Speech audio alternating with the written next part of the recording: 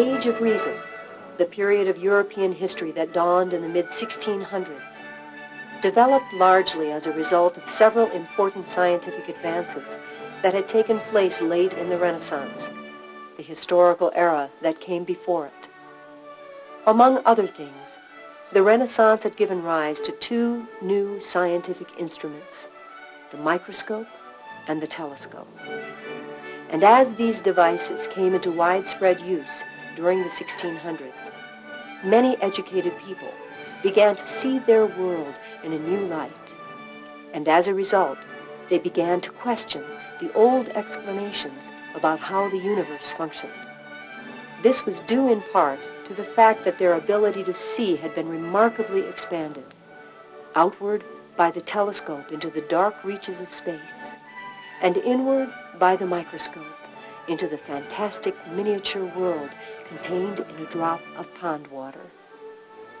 Each new scientific discovery, whether it was in chemistry, physics, astronomy, or biology, added to a growing conviction that the unique human ability to solve problems in a logical way held the key that would, in time, unlock all the secrets of the universe.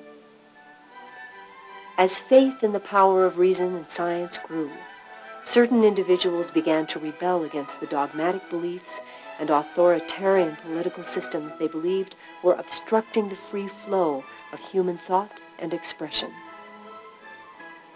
In the year 1776, a desire to realize the noblest ideals of the Age of Reason, those of freedom, of equality, and of the pursuit of happiness, led to the revolution of 13 American colonies against the English throne, and as a result, the world's first modern republic was born. Now let us take a closer look at this fascinating period of history by finding out how it developed and learning about the great contributions that certain people who lived during the Age of Reason made to our civilization.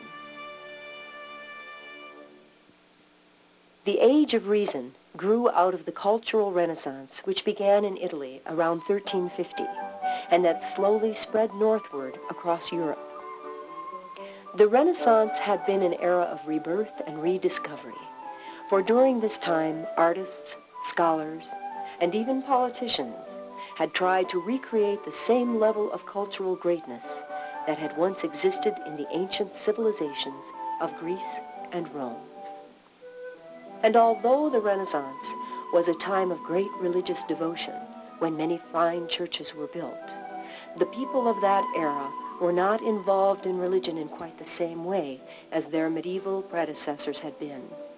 For growing numbers of people found themselves caught up in a new fascination with the physical world. As a result of this new fascination, ships sailed out from Renaissance ports on voyages of world exploration. Cities grew. Trade increased and created new wealth that occasionally matched the wealth of the land-owning aristocracy. The invention of the printing press resulted in inexpensive books that allowed new ideas to rapidly spread. Christianity underwent a movement of reform. And eventually, near the end of the Renaissance, the foundations of modern science were laid down as a result of the research of men like Nicholas Copernicus and Galileo Galilei.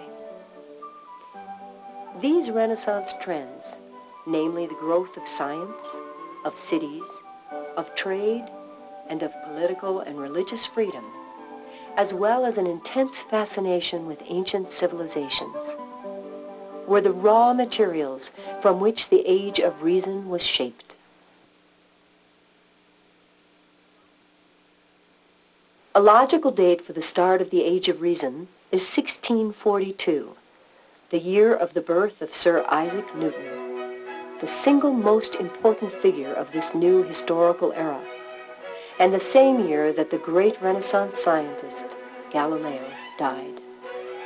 However, some historians prefer to say that the Age of Reason actually began in the year 1686, the year that Isaac Newton published what many consider to be the greatest scientific book ever written, the Philosophiae Naturalis Principia Mathematica, the mathematical principles of natural philosophy. A book that was to radically change both scientific thought and method for centuries to come.